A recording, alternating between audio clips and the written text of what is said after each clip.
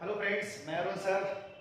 जैसा कि टॉपिक आप देख पा रहे होंगे, झारखंड में एसएससी के एग्जाम्स भी है अभी और उसी से रिलेटेड जो सीजीएल का एग्जाम था उसका एमसीक्यू को लेकर हम आपके सामने आ रहे हैं। सारे झारखंड के एग्जाम्स में जितना भी झारखंड का क्वेश्चन पूछा गया है वो सारे क्वेश्चन को हम यहाँ पे डील करेंगे दोस्तों। ये सैटरडे के एग्जाम का है, ध्यान रखिएगा, है ना। सैटरडे का एग्जाम 21 सितंबर को हुआ था 2024 में और इसी एग्जाम्स के क्वेश्चंस को हम एनालिसिस करने के लिए आए हुए हैं और चलिए देखते हैं क्या क्या है क्वेश्चन को। अगर आपको वीडियो पसंद आए तो लाइक जरूर करिएगा और प्लीज रिक्वेस्ट है शेयर कर दीजिएगा तो और भी मजा आ जाएगा, है ना। चलिए देखते हैं हम लोग एक क्वेश्चन बात करेंगे, ठीक है ना। तो हम बात करते हैं क्वेश्चंस की। क्वेश्चंस में कौन कौन सा है उस पर देखेंगे।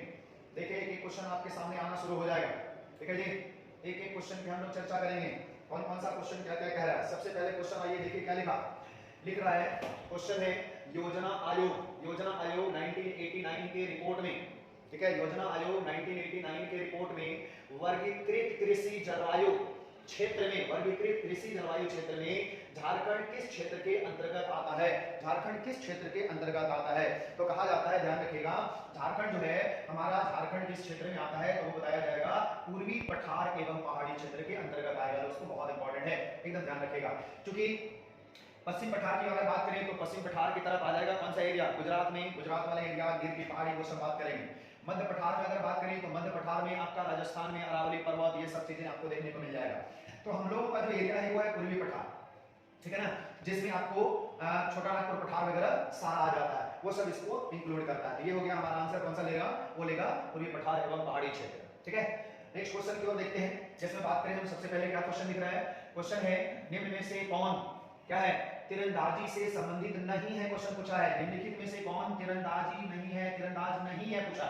ध्यान रखिएगा दोस्तों, बहुत इंपॉर्टेंट है, आपको जानने की जरूरत होगी एक एक करके। आप लोग दीपिका कुमारी के बारे में तो अच्छी तरह से जानते होंगे। दीपिका कुमारी क्या है, तीरंदाज है, सबको पता होगा, ठीक है ना। दीपिका कुमारी कौन है, तीरंदाज पहले से हैं। उसके बाद आगे बात करेंगे हम लोग तो एक मधुमिता कौन है, मधुमिता कुमारी, ये भी तीरंदाज ही है। इसके बाद पूर्णिमा महतो की बात करें तो ये भी तीरंदाज और साथ में कोच भी है, ध्यान रखिएगा, तीरंदाजी कोच, ये कोच भी रह चुके हैं, ठीक है ना। पूर्णिमा महतो, मधुमिता महतो, दीपिका कुमारी, ये तीनों का संबंध तीरंदाजी से है। अर्थात एक व्यक्ति जिनका नाम है अरुण मिश्रा, ये कौन है, बॉक्सर हैं, ध्यान रखिएगा, बॉक्सर। और अर्थात आपके क्वेश्चन के अनुसार आंसर कौन सा हो जाएगा, तो आंसर हो जाएगा डी वाला। क्यों, क्योंकि ये व्यक्ति पूछा है तीरंदाजी नहीं है, तो तीरंदाज कौन नहीं है, अरुण मिश्रा के। किनका संबंध किस क्षेत्र से है, इनका संबंध बॉक्सिंग से है, ठीक है जी। इस तरह से नेक्स्ट क्वेश्चन की ओर बढ़ते हैं। जिनको दिक्कत होगा इधर इंग्लिश में भी लिखा हुआ है, आप इंग्लिश में भी पढ़ सकते हैं। चलिए नेक्स्ट क्वेश्चन की ओर हम आगे बढ़ते हैं। नेक्स्ट क्वेश्चन में क्या दिख रहा है हमारे पास, नेक्स्ट क्वेश्चन है जिसमें लिखा क्या क्या दिख रहा है नेक्स्ट क्वेश्चन में, निम्नलिखित में से कौन त्योहार मुख्य रूप से अविवाहित, ध्यान रखिएगा, अविवाहित लड़कियों के द्वारा, बताइए आप लोग, आंसर दीजिए फटाक से, कौन है जो मुख्य रूप से अविवाहित लड़कियों के द्वारा मनाया जाता है, जल्दी से बताइए। तो ध्यान रखिएगा, इस क्वेश्चन के अनुसार अगर हम लोग जाएं, इस क्वेश्चन में हम लोगों के पास आएगा कौन सा है, टूसू, टूसू पर्व, ध्यान रखिएगा, कौन सा पर्व, टूसू पर्व, टूसू पर्व, आंसर होगा टूसू पर्व। लेकिन आपको बता दें कांस्टेबल का एग्जाम में, ठीक है, झारखंड एसएससी का कांस्टेबल का एग्जाम था, उसमें यही क्वेश्चन एकदम सेम पूछा हुआ था, लेकिन ऑप्शन ये नहीं था। एक और त्योहार है झारखंड में जिसका नाम है जावा, ध्यान रखिएगा, कौन सा, जावा पर्व, जावा पर्व। ये पर्व में भी महिलाएं जो अविवाहित लड़कियां हैं वही इस त्योहार को मनाती है। तो आपसे क्वेश्चन हो सकता है पूछ दे, कभी कभी जावा ऑप्शन में रख दे, ऐसे ध्यान रखिएगा, टूसू और जावा झारखंड की जो दो ऐसे त्योहार हैं, दो ऐसे पर्व हैं जो क्या देखने को मिलेगा, जो आपको देखने को मिलेगा, अविवाहित लड़कियां इसको सेलिब्रेट करती हैं, मनाती हैं, ठीक है जी। कौन कौन सा, टूसू और जावा, एकदम याद रखेंगे, ये क्वेश्चन आ चुका है, ठीक है। नेक्स्ट क्वेश्चन की ओर हम लोग आगे बढ़े तो अगला क्वेश्चन कौन सा है बताइए। अगला क्वेश्चन है हमारे पास जिसका नाम है बोकारो स्टील प्लांट किसकी मदद से बनाया गया था, ध्यान रखिए, किसकी मदद से बनाया गया था, बोकारो स्टील प्लांट की बात हो रही है जी, ठीक है ना। बोकारो स्टील प्लांट, आप देखिएगा भारत में दो तीन कंपनियां आप विदेश से आकर के हमारे भारत की फैक्ट्रियों को स्थापित करती है, जिसमें से आप एक जानते होंगे जिसका नाम है ब्रिटेन। ब्रिटेन से कौन आया था बताइए, ब्रिटेन से जर्मनी, ब्रिटेन से जो लाया गया था दुर्गापुर स्टील प्लांट को, ठीक है ना, ये भी जान लीजिएगा, डिटेल में थोड़ा बता दे रहे हैं आपको। दुर्गापुर जो स्टील प्लांट है इसको बनाया गया था ब्रिटेन के सहयोग से, ठीक है जी। उसके बाद जर्मनी के सहयोग से किसको बनाया गया था, राउरकेला को, राउरकेला स्टील प्लांट कहां पर, जो उड़ीसा में है Rourkela steel plant. Rourkela steel plant को जर्मनी के सहयोग से बनाया गया था, ठीक है, ब्रिटेन के सहयोग से दुर्गापुर। बाकी जो दो प्लांट आप पढ़ेंगे जिसमें से एक आएगा कौन सा, एक आएगा बोकारो स्टील प्लांट, एक बोकारो, और एक आपको और आएगा कौन सा, जिसमें से हम लोग बात करते हैं भिलाई, ठीक है जी, भिलाई, वो कहां से, रूस से। तो यहाँ पर ध्यान रखिए कौन सा याद हो जाएगा, बोकारो स्टील प्लांट जो बनेगा वो किसके सहयोग से, रूस, सोवियत संघ रूस के सहयोग से, सोवियत संघ रूस के सहयोग से। तो दुर्गापुर बनाया गया था ब्रिटेन, दुर्गापुर ब्रिटेन के सहयोग से, ठीक है जी, ठीक है ना।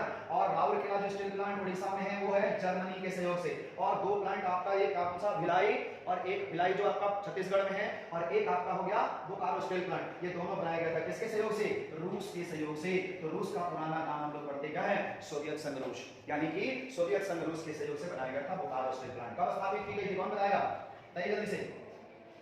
1964 ईस्वी में बोकारो स्टील प्लांट, 1964 ईस्वी में बोकारो स्टील प्लांट का स्थापना किया गया था, ठीक है। तो एकदम याद रखिएगा कौन हो जाएगा यहाँ पर, सोवियत संघ रूस। नेक्स्ट आइए अगला देखिए क्या लिख रहा है। अगला क्वेश्चन है, निम्नलिखित में से कौन पहला ईसाई मिशनरी जो झारखंड आया था, बताइए, बहुत इंपॉर्टेंट क्वेश्चन है जी।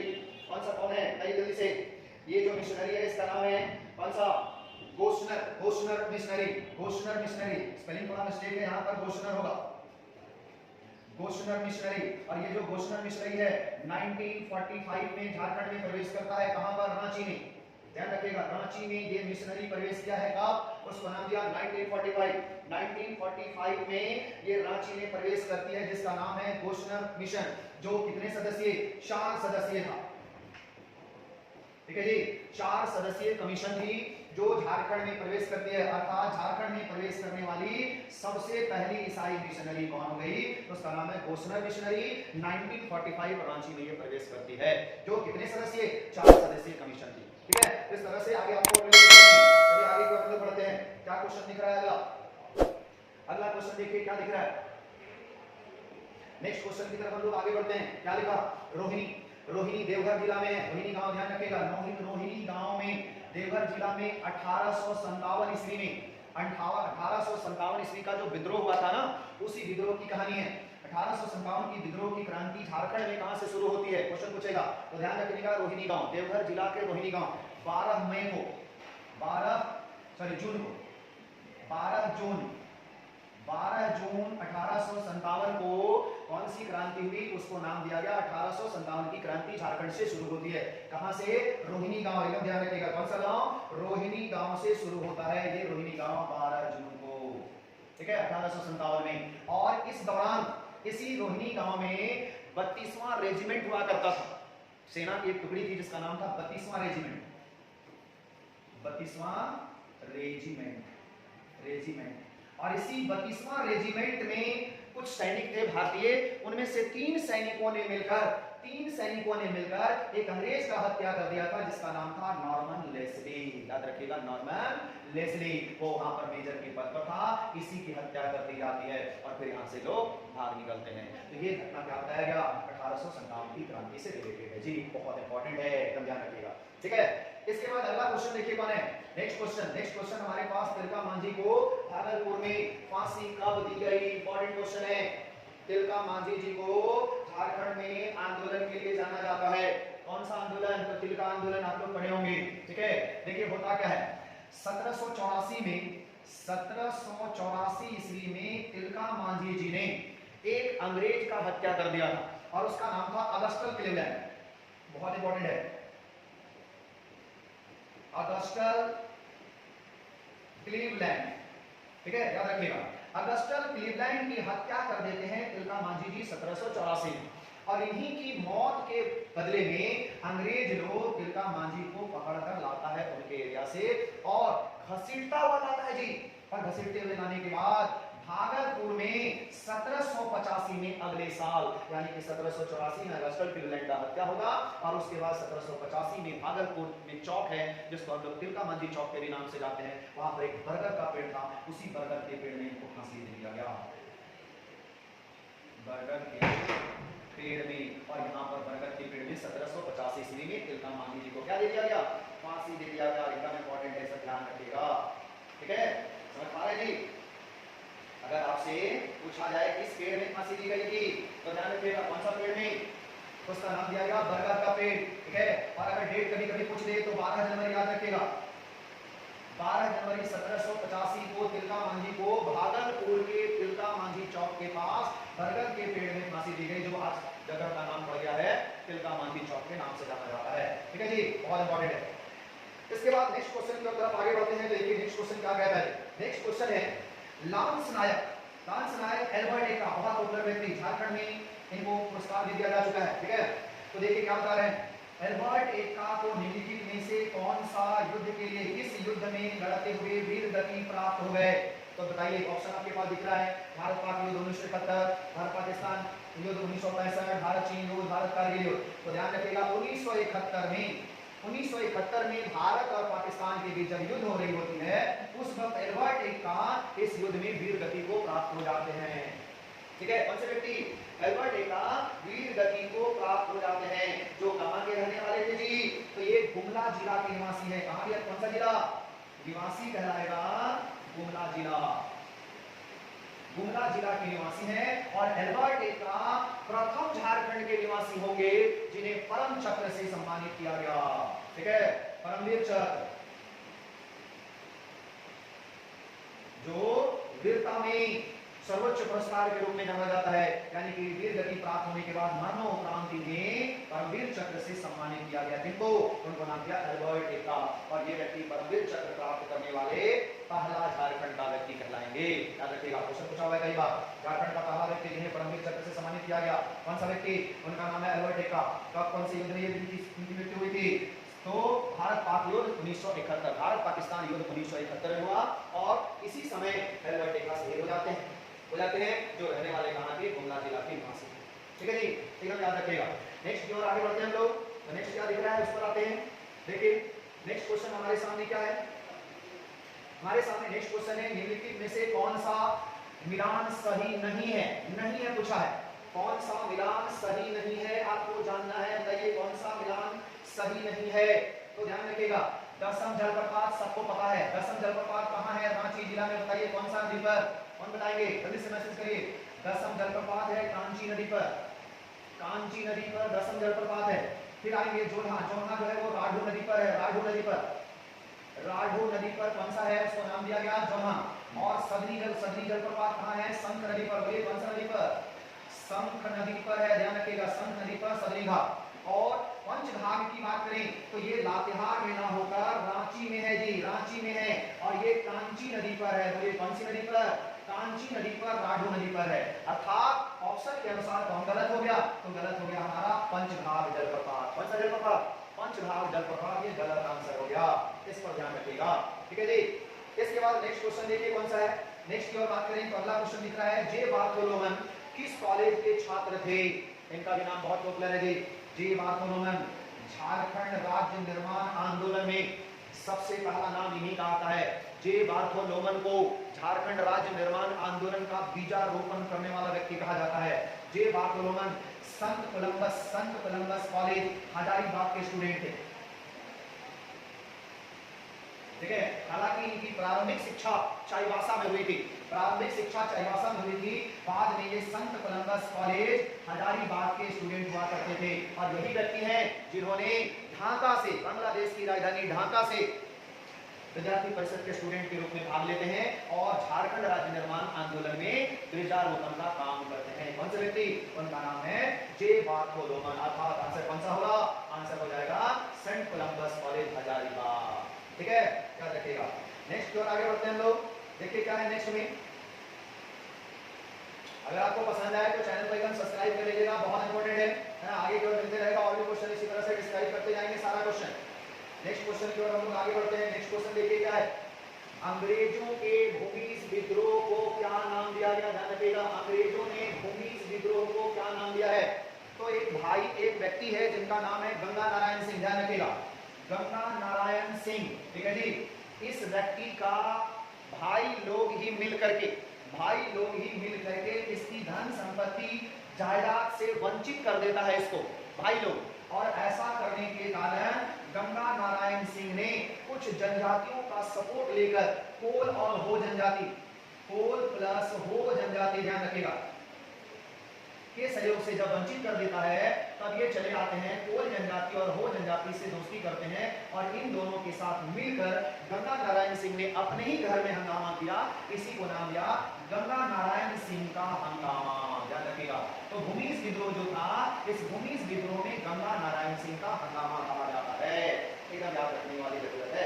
ठीक है, कौन सी जनजाति क्वेश्चन पूछ देगा, इस गंगा नारायण सिंह के हंगामा में या फिर भूमिज विद्रोह में कौन सी जनजाति ने भाग लिया था? तो जनजाति का नाम है कोल या हो जनजाति। कौन कौन सा?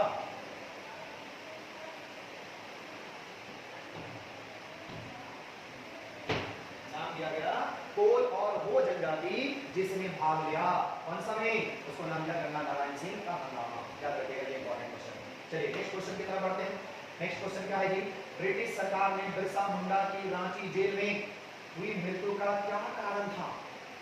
क्या हो गया था बिरसा मुंडा भगवान के द्वारा कि तो कि उनकी मृत्यु हो गई? तो ध्यान रखिएगा, रांची के डोरंडा जेल में इनको बंद करके रखा गया था। रांची के डोरंडा, है ना, डोरंडा जेल। और इसी डोरंडा जेल में गंदा पानी पीने के कारण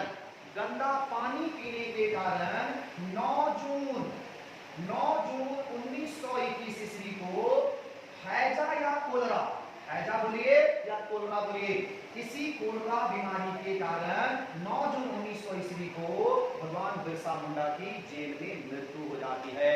जिस दिन को हम लोग झारखंड में शहादत दिवस के रूप में मनाते हैं। याद रखिएगा, कितना तारीख को? 9 जून को शहादत दिवस के रूप में मनाया जाता है। तो ये होता है हमारा कौन सा होगा आंसर? कोलरा। इसी को हैजा भी बोलते हैं, इंग्लिश में कोलरा बोलते हैं, हिंदी में हैजा, जो गंदा पानी पीने के कारण फैलता है। ध्यान रखिएगा, क्वेश्चन कभी कभी पूछता है गंदा पानी पीने से कौन सी बीमारी फैलता है? कौन सा बीमारी? उसका नाम दिया गया हैजा या कोलरा। ठीक है जी, समझ रहे हैं? कौन सी बीमारी? उसको नाम दिया हैजा या कोलरा बीमारी। इस तरह से करके हम लोग पढ़ते जाएंगे। आगे बढ़ते हैं। अगला देखिए क्वेश्चन कौन सा है जी? नेक्स्ट क्वेश्चन क्या लिखा जी? क्वेश्चन दिख रहा है, एक व्यक्ति हैं जिनका नाम है, ध्यान रखिएगा बहुत इंपॉर्टेंट है, तेलंगा खड़िया। ये नाम याद रखिएगा, तेलंगा खड़िया। ठीक है जी, बहुत पुरानी विद्रोह है ये, बहुत पुरानी विद्रोह होती है, अंग्रेजों के विरुद्ध ये लड़ते हैं, जिसको नाम दिया गया तेलंगा खड़िया। कौन सा व्यक्ति? तेलंगा खड़िया के नाम से जाना जाता है ये। ठीक है, और ये व्यक्ति के बारे में कहा गया कि तेलंगा खड़िया झारखंड में जब आंदोलन कर रहे होते हैं अंग्रेजों के विरुद्ध, तो इनको गिरफ्तार कर लिया जाता है अंग्रेजों के द्वारा, और गिरफ्तार करके सबसे पहले लातेहार जेल में रखा जाता है। कौन सा? लातेहार जेल में रखा जाता है। बाद में लातेहार जेल से शिफ्ट कर दिया जाता है कोलकाता जेल में, अर्थात आंसर होगा कोलकाता जेल। याद रखिएगा। ठीक है, शुरुआत में इनको लातेहार जेल में कैद करके रखा जाता है और फिर ये व्यक्ति को कोलकाता जेल में शिफ्ट कर दिया जाता है। तो कौन से व्यक्ति? तेलंगा खड़िया, तेलंगा खड़िया, याद रखिएगा। ठीक है, इसके बाद नेक्स्ट देखिए, बहुत इंपॉर्टेंट है, यहाँ पर लोग फंसे होंगे, बहुत सारे लोग फंस गए होंगे। ये क्वेश्चन इतना इजी है कि आपको लगेगा सब लोग हलवा है, एकदम हलवा की तरह लेंगे इसको, लेकिन क्वेश्चन हलवा नहीं है, थोड़ा सा फंसा दिया गया है। क्वेश्चन पर ध्यान दीजिएगा, निम्नलिखित में से किसने बिरसा मुंडा को प्रारंभिक शिक्षा प्रदान किया? या शिक्षा छुपा है अंदर होगा। ठीक है, निम्नलिखित में से किसने बिरसा मुंडा को प्रारंभिक शिक्षा प्रदान की? तो ध्यान रखिएगा, प्रारंभिक शिक्षा की बात होगी जी, बहुत इंपॉर्टेंट है। प्रारंभिक शिक्षा की अगर हम लोग बात करेंगे तो उनका नाम आएगा जयपाल नागा, जो बिरसा मुंडा, भगवान बिरसा मुंडा के प्रारंभिक गुरु थे, उनका नाम था जयपाल नागा। बाद में उन्होंने, यानी कि बिरसा मुंडा ने आनंद पांडे को अपना गुरु बनाया था। लेकिन यहाँ क्वेश्चन के अनुसार प्रारंभिक शिक्षा की बात हो रही है, तो प्रारंभिक शिक्षा प्रदान करने वाले व्यक्ति का नाम होगा जयपाल नागा। ठीक है, बहुत इंपॉर्टेंट है, इसको टिक करिएगा तो आंसर सही होगा, वरना गलत हो जाएगा। ठीक है, आगे बढ़ते हैं हम लोग। आगे देखिए नेक्स्ट क्वेश्चन की ओर। नेक्स्ट क्वेश्चन हमारा क्या आ रहा है? नेक्स्ट क्वेश्चन की ओर बढ़ते हैं। तो इसमें देखिए क्या है, पहला लिखा, मुंडा जनजाति की महिलाओं द्वारा पहने जाने वाला वस्त्र, ध्यान रखिएगा, वस्त्र है, जगह पर वस्त्र है, यानी कि महिला, जो मुंडा जनजाति की जो महिलाएं हैं, वो जो कपड़ा पहनती है, जिसको साड़ी कहिए अपनी भाषा में, जो एक ही कपड़े को लपेट लेती है, उसको क्या कहा जाता है? तो ध्यान रखिएगा, उसको पड़िया कहा जाता है, पड़िया, पड़िया। और पुरुष जो पहनते हैं जी, ध्यान रखिएगा, पुरुष जो पहनते हैं, इसीलिए थोड़ा सा पलट देगा आपको क्वेश्चन, क्या पलट देगा? मुंडा जनजाति में पुरुष जो कपड़ा पहनते हैं, पोशाक पहनते हैं, उसे लंगोट कहा जाता है। लेकिन इस लंगोट को मुंडा समाज में लंगोट नहीं कहा जाता है, इस लंगोट को कुछ और नाम से जाना जाता है। बताइए क्या कहा जाता है, कौन बताएंगे? मुंडा समाज में इस लंगोट को क्या कहा जाता है जी, कौन बताएंगे? जल्दी बताइए। इसका नाम दिया गया है बटोय। क्या नाम दिया गया?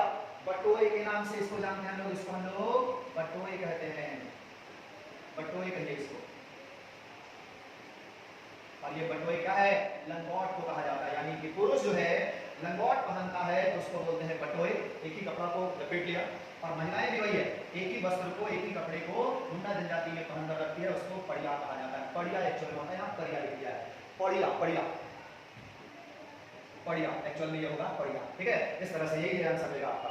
इसके बाद नेक्स्ट आइए, नेक्स्ट देखिए क्या है। संथाल भाषा जो है, संथाल भाषा का जो लिपि है उसका नाम है ओलचिकी। क्वेश्चन पूछता भी है कभी कभी कि संथाल भाषा की लिपि का क्या नाम है। जैसे हम लोग हिंदी में बोलते हैं, हिंदी जिस भाषा में बोलते हैं या लिखते हैं तो उसको बोलते हैं देवनागरी लिपि। उसी तरह से संथाल भाषा जो है हमारे झारखंड में संथाल परगना क्षेत्र में ज्यादा बोली जाती है, इसकी लिपि का नाम है ओलचिकी। और इस लिपि को तैयार करने वाले व्यक्ति का नाम है पंडित रघुनाथ मुर्मू। कौन से व्यक्ति?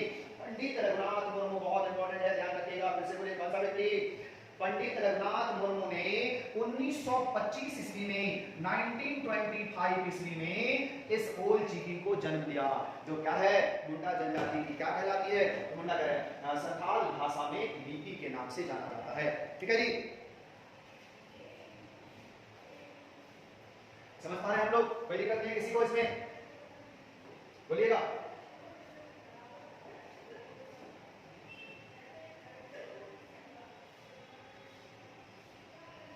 ठीक है, नेक्स्ट देखिए, अगला क्वेश्चन की तरफ बढ़ते हैं हम लोग। अगला क्वेश्चन क्या है?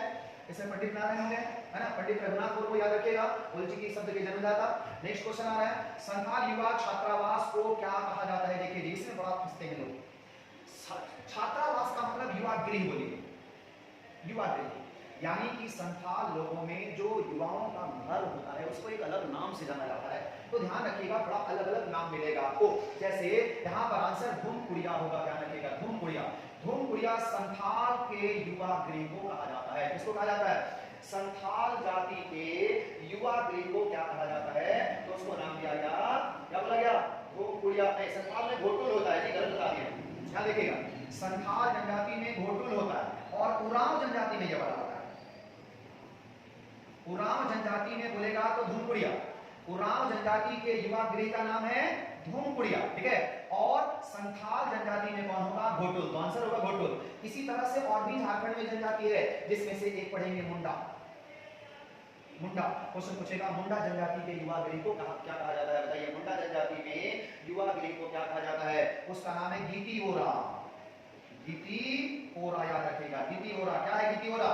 मुंडा जनजाति। और इसी में याद कर लीजिए हो जनजाति, हो प्लस मुंडा जनजाति के जो युवा गृह हैं उसको गीती ओरा के नाम से जाना जाता है। तो इस प्रकार से उरांव जनजाति का हो गया धूमकुड़िया, संथाल जनजाति का हो गया घोटुल, अर्थात क्वेश्चन के अकॉर्डिंग आंसर होगा हमारा ए घोटुल।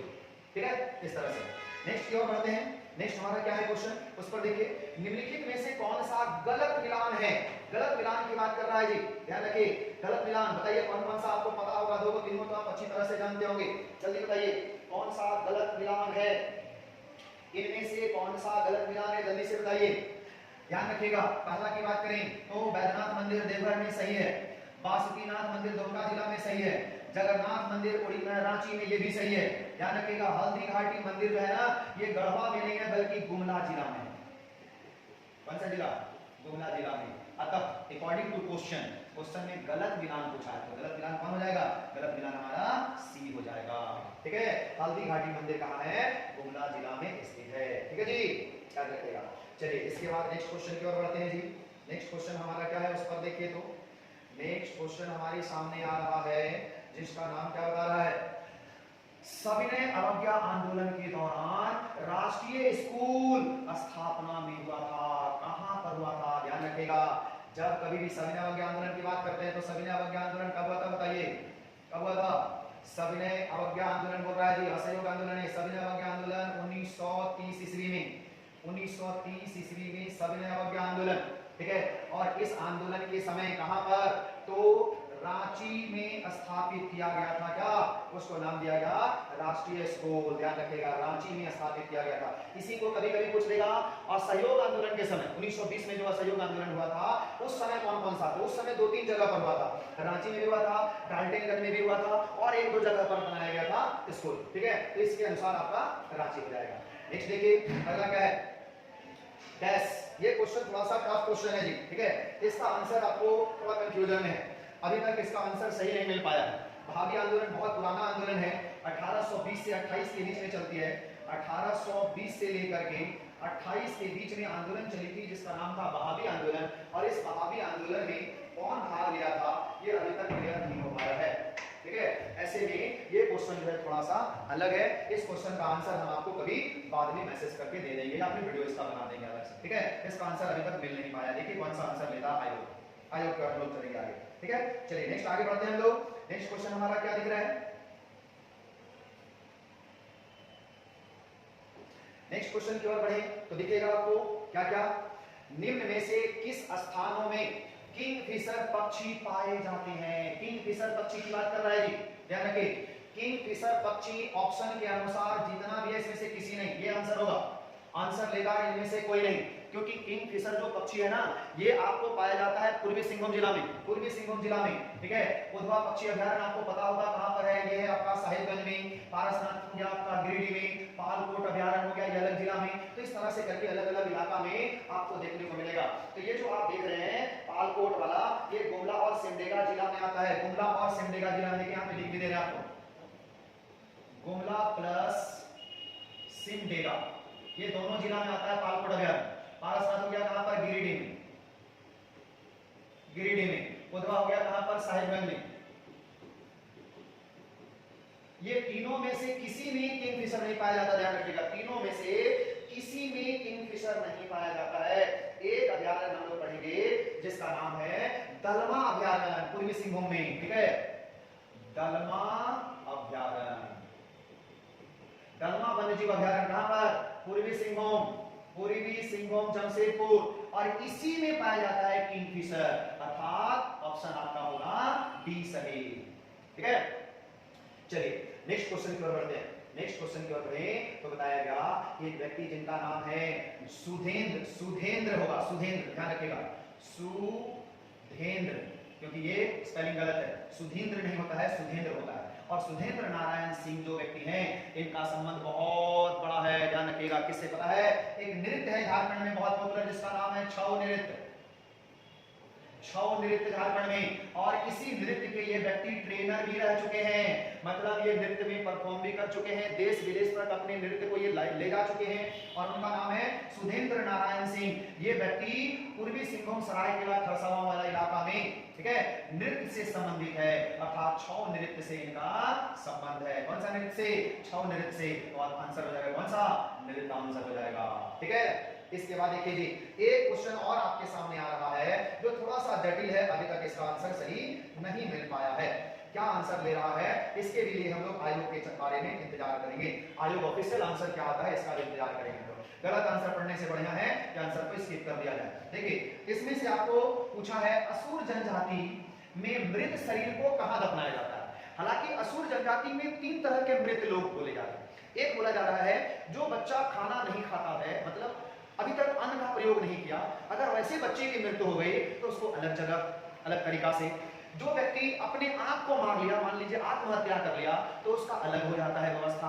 फिर क्वेश्चन बोला कि एक व्यक्ति जो अपने से मरा, बूढ़ा बुजुर्ग होकर, उम्र दराज होकर के अपनी मृत्यु को समर्पित हो गया, वैसे व्यक्ति का अलग तरीका से हुआ। तो यहाँ पर इसका आंसर सही नहीं अभी मिल पाया है, इसलिए हम लोग वेट करेंगे आयोग के आंसर को आने का। आयोग का आंसर आ जाएगा, ऑफिशियल आंसर आ जाएगी हमारे पास, तो फिर हम लोग आगे बात करेंगे। और आप लोग किंतु परंतु में मत फंसे रहिएगा, आंसर का रिजल्ट आएगा, हर हाल में रिजल्ट आएगा। क्योंकि बहुत सारे लोग डाउट में रख दिए हैं कि सर लीक हो गया है, अभी तक लीक होने का कोई पुख्ता सबूत नहीं मिला है, इसलिए रिजल्ट पक्का आएगा इसका। तो हम लोग आगे बढ़ेंगे।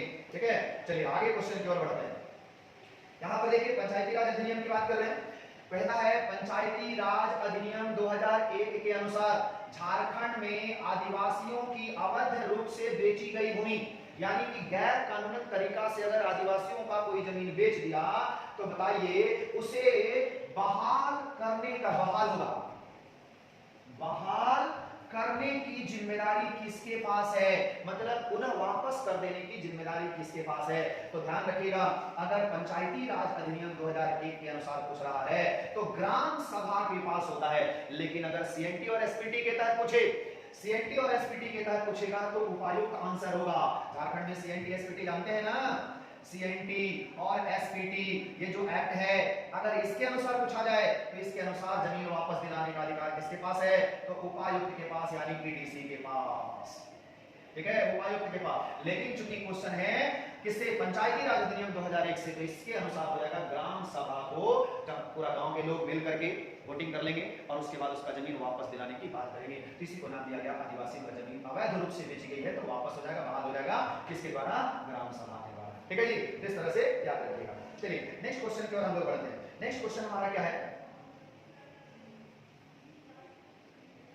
अगला क्वेश्चन की तरफ देखिए, लिख रहा है किस पेंटिंग, क्वेश्चन लिख रहा है किस पेंटिंग में किसी एक देवी है, महिला है ना, किसी का चित्रण होता है। कौन सा पेंटिंग है जिसमें किसी का चित्रण पाया गया है, कौन सा पेंटिंग है जी बताइए, किसी नामक महिला का चित्रण पाया गया है, ये किसमें पाया गया बताइए। तो उसको नाम दिया गया कोहबर पेंटिंग। याद रखिएगा, एक प्रकार पेंटिंग है, ये पेंटिंग है एक प्रकार का कला है जिसमें एक देवी को दिखाया जाता है, एक महिला को दर्शाया जाता है, जिसको हम लोग सिक्की के नाम से जानते हैं, ठीक है। तो ये हो गया हमारा आंसर, पेंटिंग वाला कोहबर पेंटिंग। नेक्स्ट क्वेश्चन हमारा देखिए क्या है, झारखंड के किस स्थान से कर्क रेखा गुजरती है, बहुत बार पढ़े हुए होंगे, झारखंड के किस क्षेत्र से कर्क रेखा गुजरती है जी, ध्यान रखिएगा, झारखंड के नेतरहाट से भी गुजरती है, झारखंड के ओरमांझी से भी गुजरती है, झारखंड के गोला से भी गुजरती है, और एक दो जगह है जहां से कर्क रेखा गुजरती है, याद रखिएगा कौन सा, किसको, लोहरदगा जिला में किसको, और मांडर रांची में, लोहरदगा कौन सा, किसको, किसको जगह, लोहरदगा के किसको से और रांची का मांडर से, रांची का मांडर, इस जगह से भी कर्क रेखा गुजरती है। तो देखिए कितने जगह हो गए जी, गोला रामगढ़ में हो गया, नेतरहाट हो गया लातेहार जिला में, नेतरहाट हो गया लातेहार जिला, ठीक है ना, लातेहार डिस्ट्रिक्ट में, गोला हो गया रामगढ़ जिला में, और मांझी हो गया रांची में, ठीक है ना। इस तरह से करके ये सारे जगह से कर्क रेखा गुजरती है। तो कर्क रेखा झारखंड में कई इलाका से गुजर गई। तो याद रखिएगा, कभी कभी ये भी पूछ देगा आपको किसको और मांडर, जगह ही पूछता है आपके डेट में, क्योंकि एग्जाम सीजीएल का है तो थोड़ा टफ तो रहेगा, आप आसान नहीं मान सकते हैं सीजीएल का एग्जाम को, ठीक है। इस तरह से करके यहाँ पर जिला ना पूछ करके क्या पूछा, जगह का नाम, पार्टिकुलर स्पेस पूछा गया है, जगह पूछा गया है। तो इस तरह से आपको याद रखना है। नेक्स्ट देखिए, छोटानागपुर ने इनमें से कौन सा आदिवासी नेता संविधान सभा के सदस्य थे, बहुत इंपॉर्टेंट क्वेश्चन, और यहाँ पर तो एक ही आंसर है, लेकिन भाई साहब आपको बता दें तीन व्यक्ति हैं, तीन व्यक्ति हैं झारखंड से जो संविधान सभा के मेंबर बने थे। झारखंड से 3 आदिवासी, छोटानागपुर से 3 आदिवासी जो झारखंड से संविधान सभा के सदस्य बने थे। बताइए कौन कौन से हैं वो व्यक्ति, बोलिए। तो 2 व्यक्ति, एक व्यक्ति तो ऑप्शन में ही आपको दिख रहा है, एक व्यक्ति तो आपको ऑप्शन में दिख रहा है, इस ऑप्शन के अनुसार जयपाल सिंह मुंडा, ठीक है, जयपाल सिंह मुंडा, ध्यान रखिएगा, ये व्यक्ति छोटानागपुर से हमारे झारखंड से आपको संविधान सभा के मेंबर थे। इसके बाद कौन है, एक और व्यक्ति, कौन है जी, उनका नाम है, एक व्यक्ति जिनको नाम दिया गया बोनाफेस लकड़ा, बोनाफेस लकड़ा, और ये व्यक्ति एक और है देवेंद्रनाथ सामंत, देवेंद्रनाथ सामंत, और ये जो व्यक्ति है देवेंद्रनाथ सामंत, ये तीनों व्यक्ति के बारे में कहा गया, ये तीनों व्यक्ति झारखंड से क्या है, संविधान सभा के मेंबर्स। 1946 में जब संविधान सभा की गठन हुई थी 1946 में, उस समय ये लोग मेंबर्स बने थे संविधान सभा के, संविधान निर्माण हेतु, ठीक है, ये याद रखने की जरूरत है। चलिए नेक्स्ट देखिए कौन सा है जी, क्वेश्चन पूछा, अगला क्वेश्चन देखिए क्या लिख रहा है, अगला क्वेश्चन है कौन सा जिला बटनी क्या है, बटानी जलाशय परियोजना से जुड़ा है जी, बटानी जलाशय से, बताइए कहां पर है, ये एक जलाशय यानी कि झील बोल सकते हैं, और ये जो बटानी है ना, बटानी जलाशय पलामू जिला में है, कौन सा जिला में, पलामू जिला में, हजारीबाग में है, बोकारो में है, दुमका में नहीं है, पलामू जिला में, जो आपका झारखंड का पलामू क्या नाम है, प्रमंडल में एक जिला है पलामू जिला, उसी पलामू जिला में बिहार से सटा हुआ एरिया है, इसी में होता है कौन सा, बटानी जलाशय यानी कि झील, ठीक है जी, इसको याद रखिएगा। चलिए नेक्स्ट हम लोग पढ़ते हैं आगे, जिसका नाम देखिए क्या बोल रहा है, क्वेश्चन क्या लिख रहा है?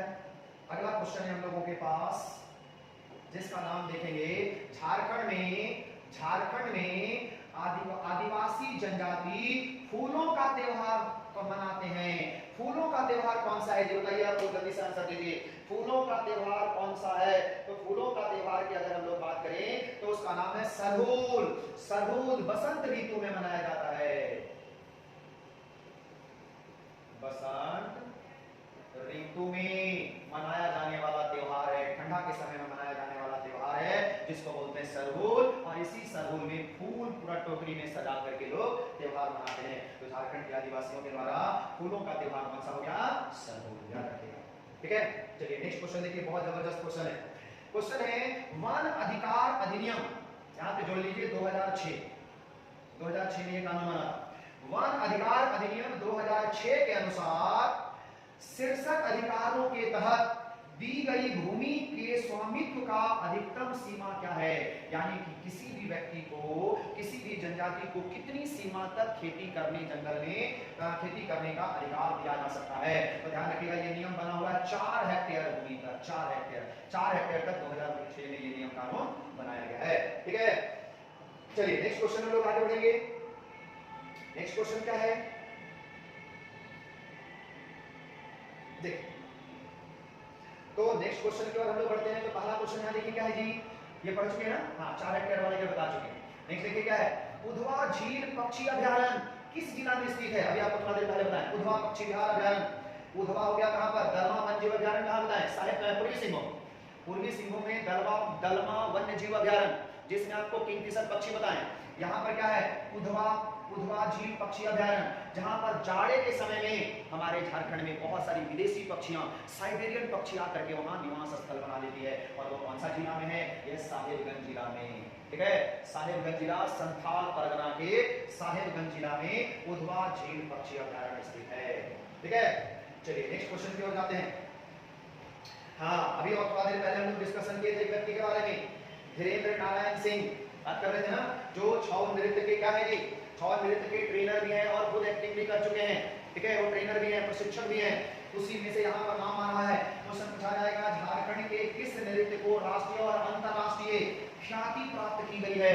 यानी कि हमारे झारखंड का जो छौ नृत्य है, इस नृत्य को यूरोपों में भी परफॉर्म किया जा चुका है, यूरोप तक ले जाया गया है इस नृत्य को। ऐसे में राष्ट्रीय और अंतरराष्ट्रीय आपका दिखेगा कौन सा? छौ नृत्य, जो मुखौटा पहन करके आपको एक बहुत ही जबरदस्त डांस दिखाया जाता है, वो नृत्य, जिसमें धीरेन्द्र नारायण सिंह का नाम ले लिए थे। वो एक प्रशिक्षक भी हैं और क्या नाम है, वो उसका परफॉर्म भी कर चुके हैं। तो वो हमारा कौन सा होगा? छौ नृत्य, जो राष्ट्रीय और अंतरराष्ट्रीय दोनों स्तर पर परफॉर्म किया जा चुका है, ठीक है। इस तरह से देखिए, अब इस एपिसोड का लास्ट क्वेश्चन हमारे सामने आ रहा है। इस एपिसोड का लास्ट क्वेश्चन हमारे सामने है, और इसी क्वेश्चन में और भी है, और भी क्वेश्चन आगे देखेंगे। चलिए देखिए आगे क्वेश्चन और कौन सा है। इसमें क्वेश्चन है, संथाली, मुंडारी, हो और खड़िया, ये झारखंड की जनजातियां हैं। इस जनजाति की एक अपनी भाषा है जिसका नाम है मुंडा भाषा परिवार। परिवार यहाँ पर होगा, ठीक है। तो मुंडा भाषा परिवार से संबंधित है जो लोग खड़िया, हो और मुंडारी और संथाली भाषा बोलते हैं। ठीक उसी प्रकार से झारखंड में उरांव, कोरवा और एक और जनजाति है। यहाँ पर कौन सी जनजाति है? थोड़ा सा देखना पड़ता है, कट गया है उस जगह पर, है ना। उसका नाम बताया गया पहाड़िया जनजाति, ठीक है। पहाड़िया जनजाति इस जगह पर है, पहाड़िया। और ये जो जनजाति है, इसकी कौन सी भाषा से संबंध है? तो इसके बारे में बताया गया कि कोरवा, ओरांव और पहाड़िया जनजाति का भाषा जो परिवार है, वो द्रविड़ भाषा परिवार से संबंधित है। द्रविड़ भाषा याद रखिएगा, ठीक है। जैसे संथाल, मुंडा, हो और खड़िया भाषा का संबंध मुंडा भाषा परिवार से है, उसी तरह से उरांव, कोरवा और पहाड़िया का संबंध द्रविड़ भाषा परिवार से है, ये याद रखिएगा, ठीक है। इस तरह से क्वेश्चन आपको दिखा। अगला क्वेश्चन देखिए जी, और इंपॉर्टेंट क्वेश्चन आ रहा है हमारे सामने, क्या है इसकी बात कर लेते हैं हम लोग। देखिए, शायद ये लास्ट क्वेश्चन है हम लोगों का, यहाँ तक लास्ट क्वेश्चन है। चलिए देखिए एक करके क्या क्या बोला जा रहा है। पहला क्वेश्चन देखिए हम लोग क्या लिख रहे हैं। क्वेश्चन में लिख रहा है, किस संगठन का नाम बदलकर आदिवासी महासभा कर दिया गया? ध्यान रखिएगा, बहुत इंपॉर्टेंट है। एक तो छोटा नागपुर उन्नति समाज और एक और है किसान सभा, ध्यान रखिएगा, किसान सभा, ठीक है। ये दोनों को मिलाकर, छोटा नागपुर उन्नति समाज और किसान सभा दोनों को मिला करके बनाया गया था आदिवासी महासभा, एकदम याद रखिएगा, ठीक है। आदिवासी महासभा जो है वो क्या बताएगा, छोटा नागपुर उन्नति समाज और किसान सभा का संयुक्त रूप है, इसलिए ऑप्शन के अनुसार आपका आंसर हो जाएगा वन वाला, छोटा नागपुर उन्नति समाज, ठीक है जी। चलिए इकोनॉमिक्स से क्वेश्चन आ गया जी, बहुत इंपॉर्टेंट क्वेश्चन, देखिए क्या लिख रहा है। वित्तीय वर्ष 2024-25 आप लोगों को पता होगा फाइनेंशियल ईयर, फाइनेंशियल ईयर कब से कब होता है बताइए, 1 अप्रैल से 31 मार्च तक चलता है वित्तीय वर्ष फाइनेंशियल ईयर, सबको पता होगा। और यहाँ पर लिया गया है एक फाइनेंशियल ईयर जिसका नाम है 2024-25 जो कि खत्म नहीं हुआ है जी, अभी चल रहा है, ठीक है ना, क्योंकि 31 मार्च 2025 तक चलेगा। ऐसे में इस वर्तमान में फाइनेंशियल ईयर जो चल रहा है, वित्तीय वर्ष चल रहा है, इसमें झारखंड की अनुमानित का मतलब फिक्स नहीं बोल सकते हैं, अनुमानित है, आने वाला है डाटा, अनुमानित के अनुसार सकल राज्य घरेलू उत्पाद यानी कि gross state domestic product GSDP, स्थिर मूल्य पर ध्यान रखिए, आप लोग अगर जीडीपी पढ़े होंगे तो एक होता है क्या बोलते हैं उसको, मौजूदा कीमत पर, एक मौजूदा कीमत पर होता है और एक स्थिर मूल्य पर होता है। इकोनॉमिक्स का टॉपिक है, जब आपको इकोनॉमिक्स पढ़ाएंगे उस वक्त बताएंगे स्थिर मूल्य पर जीडीपी कैसे निकालते हैं और मौजूदा कीमत पर कैसे निकाला जाता है जीडीपी, वो अलग चैप्टर है। लेकिन यहाँ जो क्वेश्चन पूछा, स्थिर मूल्य पर झारखंड में जो जीएसडीपी है वो क्या अनुमानित किया गया है, कितना बताया गया है, तो ध्यान रखिएगा 7.7 अनुमानित किया गया है। और अगर हम मौजूदा कीमत पर बात कर दें तो मौजूदा कीमत पर अलग बताया गया है जी, मौजूदा कीमत पर कितनी बताई गई है, 9.8% अनुमानित है, ध्यान रखिएगा। सेम बजट में 2023-24 के बजट में झारखंड का अनुमानित सकल घरेलू राज्य उत्पाद बताया गया स्थिर मूल्य पर इतना प्रतिशत, और अगर कहें मौजूदा कीमत पर तो 9.8%, जो लगभग बताया गया है कितना, 4 लाख कुछ करोड़ है, ठीक है, 4 लाख लगभग करोड़ के रूप में बताया गया टोटल राशि, और इसकी राशि बहुत जबरदस्त है, 4,70,104 करोड़ राशि बताई गई अनुमानित, इतना होने वाला है, लेकिन वो मौजूदा कीमत पर है और यह है हमारा स्थिर मूल्य पर, तो इसके अनुसार ऑप्शन होगा हमारा 7.7, याद रखिएगा। ये झारखंड वाला क्वेश्चन है, सारा झारखंड वाला बता रहे हैं, ठीक है जी। फिर देखिए क्या लिख रहा है अगला क्वेश्चन, यहाँ पर भी इंपॉर्टेंट क्वेश्चन, क्या लिख रहा है जी, इसमें लिख रहा है झारखंड के किस जिला में तिरुपति देव स्थलम टीटीडी ने तिरुपति बालाजी मंदिर की प्रकृति बनाने की घोषणा किया है, यानी कि टीटीडी के द्वारा किस जिला में, तो ध्यान रखिएगा देवघर जिला में 100 एकड़ जमीन पर, कितना एकड़ जमीन पर बात कर रहे हैं तो 100 एकड़ भूमि पर तिरुपति बालाजी मंदिर बनाने की बात भी है, 100 एकड़ जमीन पर, ठीक है जी, 100 एकड़ जमीन पर बनाने की बात भी है मंदिर, कहा कौन सा मंदिर, तिरुपति बालाजी मंदिर की प्रकृति बनाने की घोषणा कर दी गई है, कब तक बनेगा, वेट एंड वॉच, ठीक है। आगे बढ़ते हैं, नेक्स्ट देखिए क्वेश्चन क्या है जी, तेनुघाट तापीय विद्युत स्टेशन यानी कि तेनुघाट थर्मल पावर कॉर्पोरेशन जो क्या करती है, थर्मल पावर प्लांट का मतलब हो गया कोयला से बिजली उत्पादन करने वाला, और ये जो तेनुघाट थर्मल पावर प्लांट है जहां पर कोयला से बिजली उत्पादन होती है उस जगह पर 420 मेगावाट बिजली उत्पादन होता है, कितना, 420 मेगावाट बिजली उत्पादन होता है दोस्तों, तो ये याद रखने की जरूरत है, कितनी बिजली उत्पादन होती है, 420 मेगावाट बिजली उत्पादन होती है, और ये देवघर जिला में 100 एकड़ जमीन लेकर के क्या बनाया गया, मंदिर, तिरुपति बालाजी मंदिर बनाने की घोषणा की गई है, ठीक है, और कितना, 420 मेगावाट बिजली उत्पादन करते हैं। आई होप आपको वीडियो पसंद आया होगा, क्योंकि हमने बहुत ही इसे डिस्क्राइब करने का प्रयास किया है। अगर आपको ये वीडियो पसंद आए तो हमारे चैनल पर जरूर जाइएगा, चैनल का नाम है अरुण जी साहब, ऐसे ही वीडियो आपके सामने और भी लेते आएंगे, और बहुत सारा वीडियो पहले से अपलोडेड भी है, ठीक है। चलिए आज के लिए थैंक यू, फिर मिलेंगे नेक्स्ट